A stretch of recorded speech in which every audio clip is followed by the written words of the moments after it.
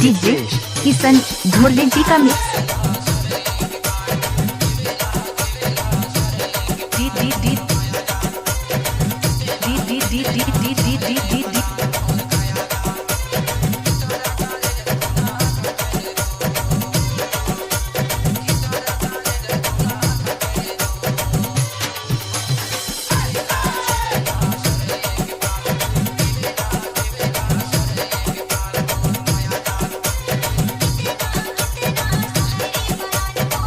DJ Kota exclusive.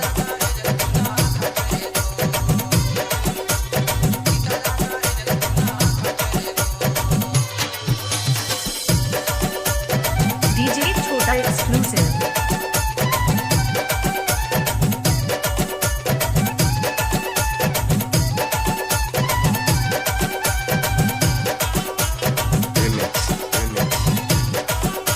छोटा दिल